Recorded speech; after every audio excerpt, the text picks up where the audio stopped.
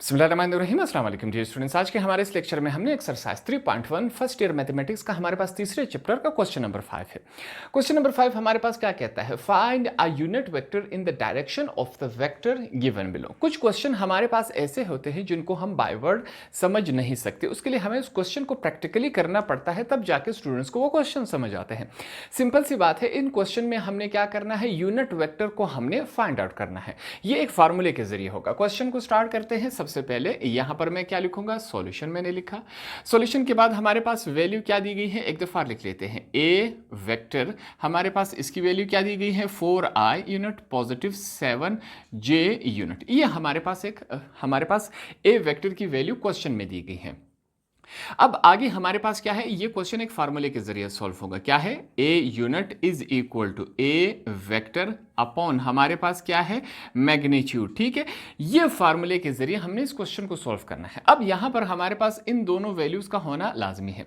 ए vector की value हमारे पास यहां पर मौजूद है, मैग्नीट्यूड की वैल्यू को हमने फाइंड आउट करना है।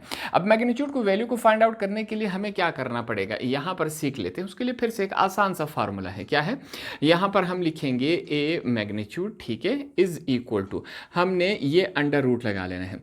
अब इसके अंदर अब हमने क्या करना है, आई और जे की जो भी वैल्यूज दी गई हैं इनको स्क्वायर लगा के हमने क्या करना है, आपस में ऐड करना है। जैसे कि आई की वैल्यू हमारे पास क्या है, 4 है, इसके ऊपर हमने स्क्वायर लगा दिया, प्लस 7 है, 7 के ऊपर हमने प्लस स्क्वायर लगा दिया। ठीक है, अब आगे सॉल्व करते हैं। यहां पर हमारे पास इस क्वेश्चन को देखते हैं क्या वैल्यू बनती है। यहां पर देखिए 4 का स्क्वायर क्या होता है, 4 4 जार 16 प्लस 7 7 जार हमारे पास क्या होता है, 49 होता है। ये हमने यहां पर लिख लिया। ठीक है, आगे सॉल्व करते हैं। हमारे पास आंसर क्या आएगा, ये रहा हमारे पास आंसर। इन दोनों को आपस में ऐड करें, 49 में अगर 16 ऐड करवा दे तो हमारे पास वैल्यू क्या बनेगा, 49 में 1 ऐड करवा दे 50, 50 और 15 हमारे पास 65 होता है। तो ये हमारे पास क्या आई, मैग्नीट्यूड की वैल्यू आई। अब हमारे पास ए वेक्टर की भी वैल्यू मौजूद है, मैग्नीट्यूड की भी वैल्यू आ गई। दोनों वैल्यूज उठा के इस फार्मूले में हम पुट अप कर देते हैं। जैसे कि हमारे पास क्या आएगा, ए यूनिट इज इक्वल टू, इसको थोड़ा सा मैं करेक्ट कर लेता हूं, हमारे पास इज इक्वल टू, यहां पर क्या है, ए वेक्टर, नीचे क्या है, ए मैग्नीट्यूड है। ठीक है, हमारे पास अब वैल्यूज पुट अप कर देते हैं। यहां पर क्या वैल्यू है, ए वेक्टर की वैल्यू हमारे पास क्या है, 4i कैप पॉजिटिव 7j। ठीक है, ऊपर कैप लगाते जाएंगे, नीचे हमारे पास अब क्या है, मैग्नीट्यूड की वैल्यू हमारे पास क्या आई, ये हमने इस तरह यहां पर 65 लिख लिया। अब ये जो 65 है, 4 का भी है, 7 का भी है, हम इसको अलग अलग करके लिख लेते हैं। फाइनल प्रोडक्ट आ जाएगा, ए यूनिट हमारे पास क्या आएगा, 4/65, ये हमने लिखा, ये पॉजिटिव 7 रेडिकल 65, ये हमने लिखा, साथ में जे, ये हमारा क्या हुआ, आंसर हुआ। हमने यूनिट वेक्टर यहां पर फाइंड आउट करवा लिया। सेकंड पार्ट हमारे पास मौजूद है, सेम उसी प्रोसेस से सॉल्व होगा जिस तरह हमने पिछला पार्ट किया था। स्टार्ट करते हैं। यहां पर सबसे पहले हमारे पास क्या है, यहां पर मैं लिखूंगा सॉल्यूशन। सॉल्यूशन के बाद हमारे पास वैल्यू क्या दी गई है, इस दफा ए की बजाय क्या है, बी लिखा गया है, बकाया तमाम प्रोसेस वही रहेगा। ठीक है, यहां पर यह वैल्यू हमने लिखी जो क्वेश्चन में दी गई थी। अब हमारे पास ये क्वेश्चन किस फॉर्मूले से सॉल्व होता था, यहां पर हम लिखेंगे फिर से, B unit is equal to B vector, नीचे क्या आएगा हमारे पास, मैग्नीट्यूड को हमने फाइंड आउट करना है। ये आया हमारे पास वो फार्मूला। ठीक है, अब सिंपली हमने क्या किया, ए की जगह यहां पर बी पुट अप कर दिया। अब बी वेक्टर की वैल्यू हमारे पास मौजूद है, हमने सिंपली मैग्नीट्यूड को फाइंड आउट करना है। अब मैग्नीट्यूड को फाइंड आउट करने का प्रोसेस हमने मालूम कर लिया था, सीख लिया था। क्या था हमारे पास, यहां पर हमने स्क्वायर रूट लगा लेना है। अब स्क्वायर रूट के अंदर आई की वैल्यू स्क्वायर के साथ जमा होगी जे की वैल्यू। आई की वैल्यू हमारे पास क्या है, 3 है। ठीक है, जमा हो गए। जे की वैल्यू क्या है हमारे पास, -7, इसके ऊपर स्क्वायर लगेगा। इनको आगे सॉल्व कर लेते हैं। मैग्नीट्यूड हमारे पास बी का क्या आएगा, यहां पर चेक करते हैं, 3 का स्क्वायर 3 3 जार 9, हमारे पास यहां पर पॉजिटिव साइन है, -7, ये रहा फर्क है, -7 multiply by -7 is equal to, minus minus क्या हो जाता है, प्लस 7 7 जार 49। ठीक है, तो ये पॉजिटिव 49 बन जाएगा। अब इनको आपस में ऐड करवा लेते हैं। फिर से हमारे पास क्या फॉर्म बना रहा है, यहां पर चेक करते हैं। 49 में अगर हम 9 ऐड करवा दे तो हमारे पास क्या आएगा, 58 ये बनेगा। ठीक है, है, ये हमारे पास क्या आया, मैग्नीट्यूड की वैल्यू आई। अब हमारे पास बी वेक्टर की भी वैल्यू है, मैग्नीट्यूड की, दोनों वैल्यूज उठा के हमने इस फार्मूले में पुटअप कर देना है। हमारे पास ये किस फॉर्म में बनेगा, बी इज इक्वल टू, एक दफ़ा फार्मूला लिख लेते ताकि स्टूडेंट्स को कोई कन्फ्यूजन ना रहे, ठीक है।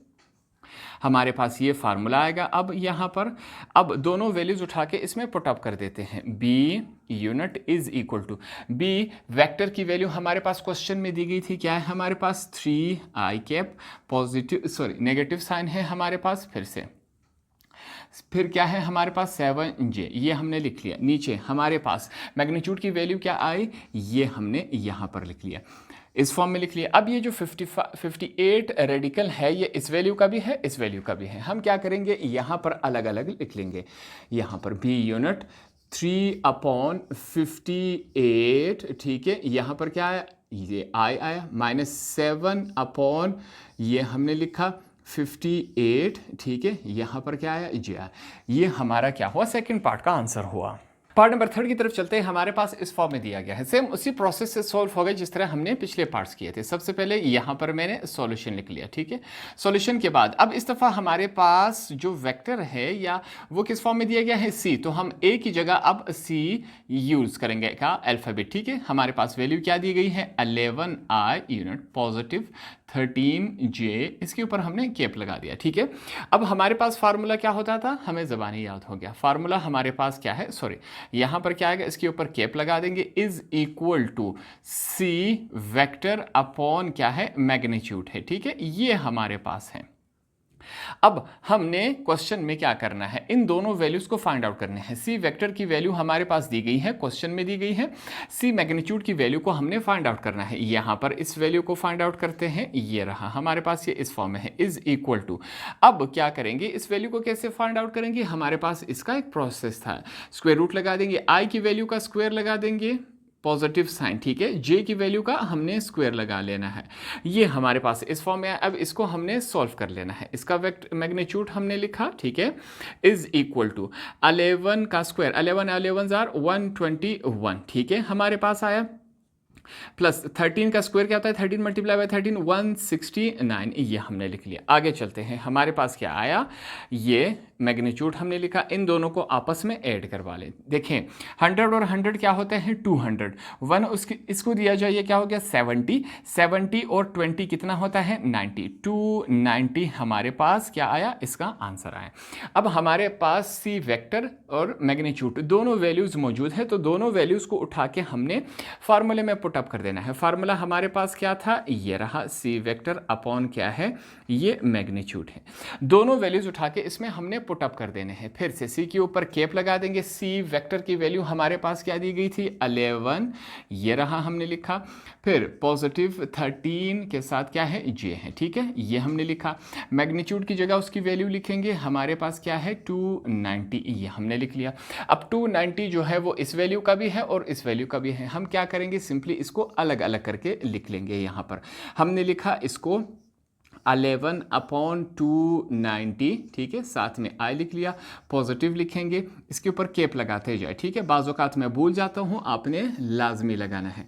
290 हमने लिखा, यहाँ पर जे आया। ये हमारा थर्ड पार्ट का आंसर हुआ। लास्ट पार्ट हमारे पास मौजूद है, इसको सॉल्व करते हैं। सेम वही प्रोसेस लगेगा जिस तरह हमने पिछले पार्ट्स किए थे। सबसे पहले यहाँ पर हम क्या लिखेंगे, सॉल्यूशन, ठीक है। सॉल्यूशन के बाद हमारे पास इस दफ़ा अल्फ़ाबेट क्या यूज़ किया गया है, डी। तो डी का वेक्टर हमारे पास वैल्यू इसकी क्या दी गई है क्वेश्चन में, 5i, ऊपर कैप लगा देंगे, -6j, ठीक है। ये हमारे पास क्वेश्चन है। अब आगे इसको सॉल्व कर लेते हैं। हमारे पास फार्मूला क्या था, यहाँ पर हम लिखेंगे डी के ऊपर कैप, ठीक है। हमारे पास डी वेक्टर, नीचे क्या है हमारे पास, हमने मैग्नीट्यूड को फाइंड आउट करना है।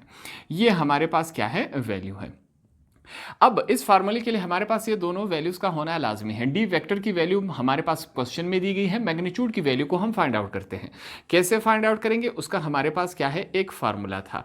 वो फार्मूला हमारे पास क्या है, ये रहा। यहाँ पर हम स्क्वायर रूट लगा देंगे।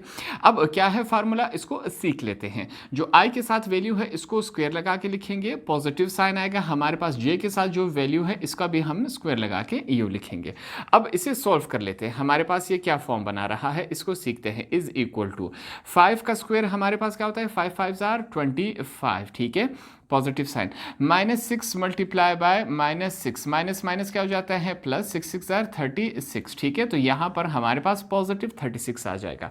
इन दोनों को आपस में जब हम ऐड करवा लेंगे हमारे पास वैल्यू क्या बनेगी, यहाँ पर चेक करते हैं। 25 और 36, 20 और 30 हमारे पास क्या होता है 55 और 6 क्या होता है हमारे पास 61 होता है। यहाँ पर हमने 61 यू लिख लिया, ठीक है। ये हमारे पास वैल्यू है।